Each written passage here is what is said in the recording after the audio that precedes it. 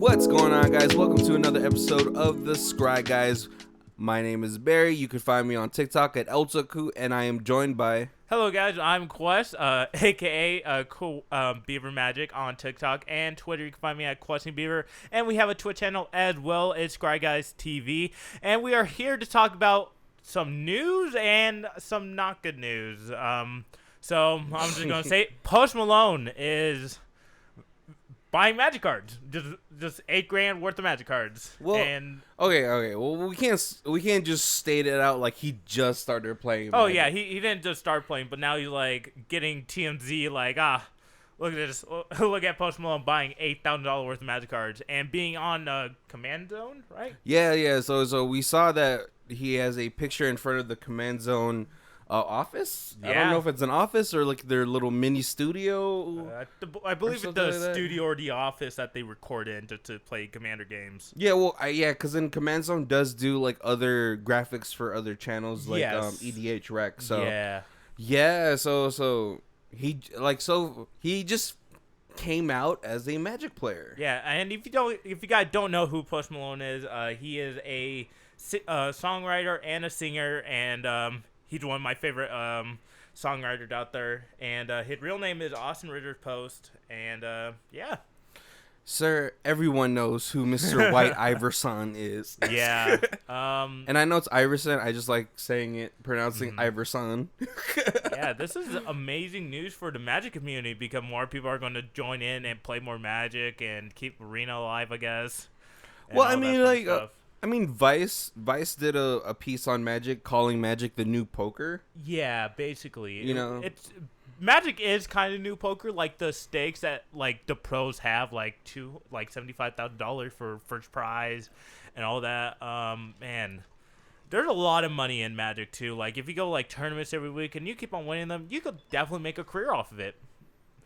And that's the fun part too of Magic. And I just want to talk about the pros and cons of Post Malone getting like Or bringing more attention to Magic the bringing Gathering. more attention to Magic Gathering. I guess we'll talk about the pros. No, let's do the Or cons first? because I want to end on a good note. All right, all like So the cons of this whole thing is, will Post Malone be Logan Paul? Like that whole situation. well, hold on, you gotta explain that because you're gonna be like, everyone's gonna be like, no, Post Malone is Post Malone. Logan Paul's blah. Like the whole Pokemon situation with Logan Paul, right? How he like bought like 6 boxes of like whatever the alpha set for that is, right? The first edition. like the base set. Yeah, and just like open it and like now like everyone's like buying out Pokemon cards, like all packs, and now it's like all skyrocketed. Like it's so scarce to like even open Pokemon packs at stores. Now it's like limited to people.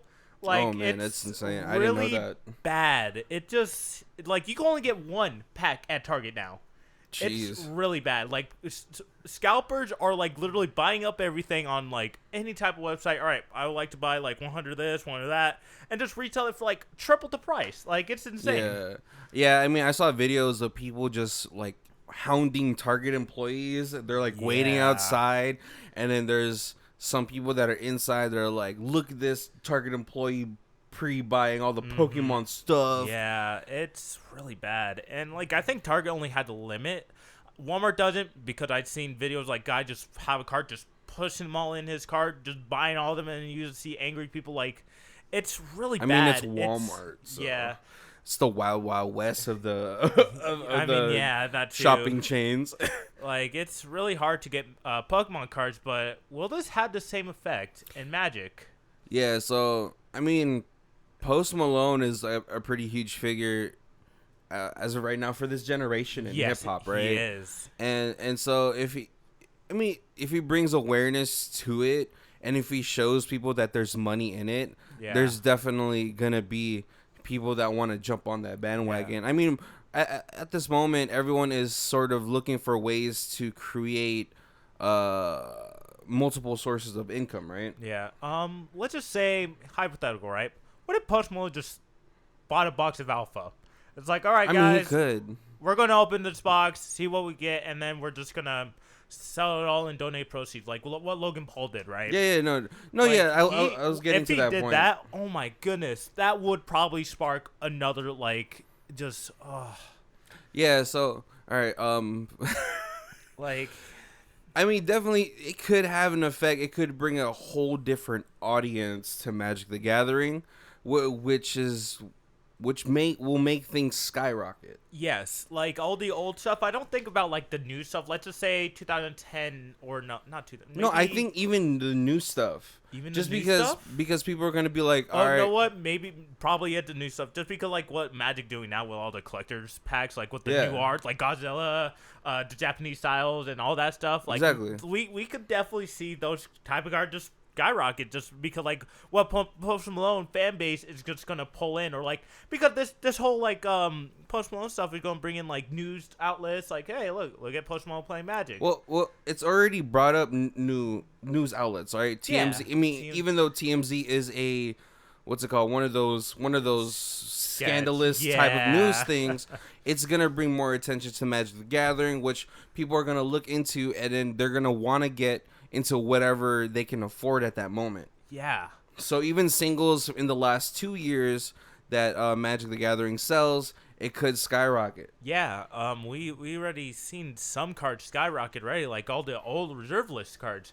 Like, what if all these like new gurus for Magic just start buying out all the reserve list cards, like dual lands, let's see, Hall of Gemstones. Yeah, just anything on the reserve list. On the reserve list. I mean, so like.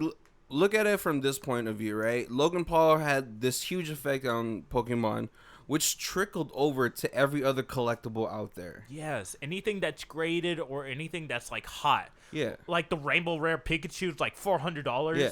Well, no. Like, what I'm saying is that like not only did Logan Paul affect the Pokemon trading card game, but it affected almost every other aspect of like being a hobbyist collector, right? Yes, that is like true. Pop Funkos went up, comic books went up, Magic the Gathering stuff went up. I mean, you already saw like last year I got a Tropical Island for $300. Now it's sitting at $700. Yeah, I got a Plateau for like $200. I was like $350 randomly. Yeah, like it's a week. And even when you got it, it spiked already so hard because it did. At the beginning of the pandemic, one of the people in our play group got a Plateau for $90. Yeah.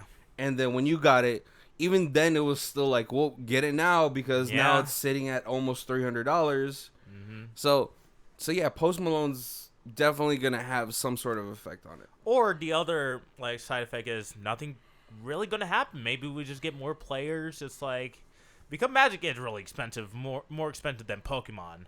Yeah, like, well, at the start of it. Yeah. Right, and then Pokemon. The moment Pokemon started blowing up, and all these LGSs and stuff had to raise the prices because they kept getting bought out. I mean, here's the thing, right? Pokemon is collecting too. Magic, you only collect the old stuff. I don't see the new stuff being collected and people holding on to it. You know?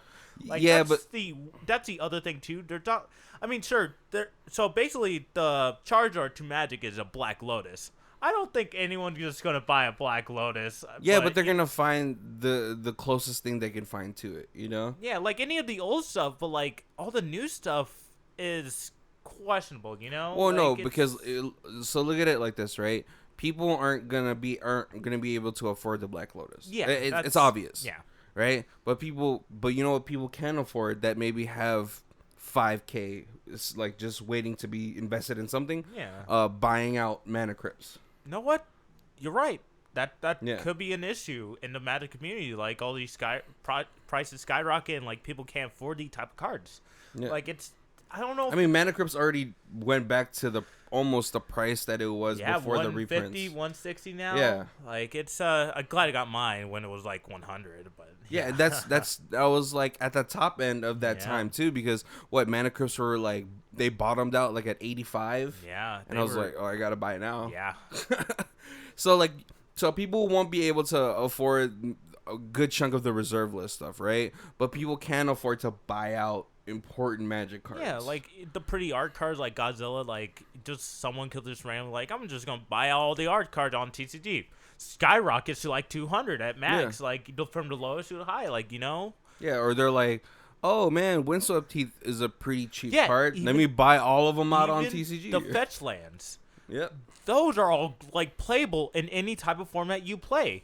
Except for like standard and historic Pioneer, but everything else like that is legal, those are the type of cards that they will probably buy too, just because like how popular they are in formats and how important they are for the mana base. If they know the game very well, they know how to play, they understand what the cards do. They're just gonna buy out whatever seems good. Let's just say someone buys out all the Lilianas, not the Chainveil, the Last Hope, not Last Hope, the good one that makes people sacrifice and discard. Oh, the Cursed Veil or something. Liliana the Chain Veil. No, it's Liliana Veil. I think I don't remember. It's a Listen, good yeah, planeswalker. the modern playable Yeah, one. modern All right, let's go playables. with that. Even like Shocklands too. Like I Yeah. can see them all being bought out too. Yeah, like, see, so like that's what I'm saying is though they're gonna buy out the things that they can afford, but they have to have somebody that knows Magic to be like, you have to buy out key pieces. Yeah. What if Post Malone like, yeah, you guys should get this card. What if he just did that to like a breeding pool? And they Wait, are you saying that Post Malone is gonna be the Elon Musk of Magic the Gathering? I don't know. Like, maybe we'll see. Like, we'll see in Command Zone to see what he does. You know, like, I don't know. Like, Yeah, I can definitely see him just picking up a card. Like, yeah, this card really good, guys. Like, and then everyone just buys them out immediately. Like, it's just. I mean, it's inevitable, man. The game has been around since 93, 94. Yeah. And so, you know, we don't know who these famous people are that are playing it. Like, we never knew that Joe Manganiello, whatever his name is, that one actor was a D&D player. Or the chick from it's called Daredevil. Mm-hmm. She plays D&D too. So there's a lot of these so-called nerds and stuff that are like getting famous, and then they're bringing awareness to their favorite games. Yeah. A good chunk of them are just into Pokemon. Like, I mean, they have all the money. Joseph Gordon-Levitt is a Magic player. Yeah, I remember that video where he like sold a binder full of like beta stuff. That monster was riffle shuffling. Oh my goodness, dude. I mean, he's like, that's how we used to do it back in the day, so that's what we're gonna do today. No. He had like tundras and stuff like that. Oh man, that just hurts. But but that lets you know that he was playing back in those days. Yeah. He's like, man, these cards used to be so good. And then so let's talk about packs and boxes too. Oh, those are gonna skyrocket. Like easy scalpers. They're gonna buy out and triple out in prices. Yeah, I mean, like, there's some boxes where you just don't buy, right? You just don't buy. I mean, Zendikar, yeah. Keldenheim, not really. Keldenheim's okay. In box, like Theros is. I think for Keldenheim, the chase thing was the Phyrexian Boring Collects. For obviously for Strixhaven, it was the Japanese arts. Oh man, Strixhaven gonna be bought out too. Like, I could see that just. Yeah, gone. Like, you could never get a pack. Like, yeah, but now that what's it called, Post Malone's gonna be on the Command Zone, or what we presume he's gonna be in the Commander. What's their segment called? Not Command Zone, but Game Nights. Game Nights, there we go. Right. If he's in there before Modern Horizons 2, it could that box just added $100 to that. Yeah, if he's like. Especially if there's fetch lines in it. Let's say Wizards makes a deal with him, and that's like how I could see Wizards being really greedy and be like, "No, what? We want more players and want more people buying our products." Yeah. Hey, Post Malone, would you like to get sponsored and show off like Modern Horizons 2 with us? Hell yeah! Oh man, yeah. So not only are you having Post Malone be the poster boy for that. But also, if you put fetch lands in there, oh god, that now you just double the price of that box. Yeah, like I don't know if I want to get a box, but if there's fetch lands in it, maybe. Yeah, maybe. But yeah, so but let's talk about the pros. All right, yeah, let's talk. We can't be too negative on Post Malone just because. Oh no, I love Post Malone and all that. I'm being negative to like the. No, just to the scalp, just to the people, the opportunists. It's not just him; it's what he's just gonna draw in. Yeah, but let's talk about the positive though. One of the biggest fears of any game, right, is a player base drying up. Yeah, disappearing. We've seen like MMOs just like be barren wastelands and servers shut down. Yeah. And at some point, Magic the Gathering was also in that same spot. Yeah. Right. It was during Lorwyn, Morningtide. It was during that spot where Magic didn't know if they were gonna be able to continue. I mean, they got bought out by Hasbro. I don't know when they got bought out by. I think, Hasbro. well, yeah, but at some point, Watson got bought out by Hasbro. Yeah. So they kind of saved them. I'm not too sure on the history on that. Don't quote us on that. But bringing more awareness to the game is always a good thing. Yeah. Especially if you're gonna bring in a different crowd. Let's say that, because I grew up in a pretty bad neighborhood. Growing up, and this is during the time, like, this is in the 90s, where being a nerd was like super negative. Yeah. Yeah. The media told you nerds were whack, and you could bully them, and so if it brings out, but there's always going to be people in those like lifestyles that love nerd stuff. There's a whole community on TikTok that are like anime people that are like, wow, I used to get bullied for this, now it's like dope and I'm happy. Oh yeah, man. Like, and it's the same with Magic the Gathering. There's people that probably played it with a close group of friends, but like, we can't let anybody know that we play this. And then now it's just like, oh dang, y'all play that game that Post Malone plays, man. I wanna try it out. Yeah, like that, like having more people in tournaments too. I miss tournaments. Like I next year I will be going to a bunch of them. I love being competitive in like the GPs and all that, or the Magic Fest, whatever they're called now. And just having more players, like the last one I went had like 1,000 players in the tournament. Let's get that up to like 4,000. That'd be insane. That would be fun. Like, there would have to be like different. That might turn Magic Fest from a weekend thing to like a whole week long thing if the game just got that whole big. Whole week? Oh, yeah, because I would be happy if it became like a whole week. Just Magic Fest. Hell, Well, because you have to separate all the people playing. You can't have all these people playing at the same time. Yeah, you can. That's what they did for the tournaments that they have. No, but I'm saying is like depending on the venue. Oh yeah, you know what I'm saying? Yeah. That they were like, we can't do it in this 3 days, so we have to extend it to like a whole week. Yeah.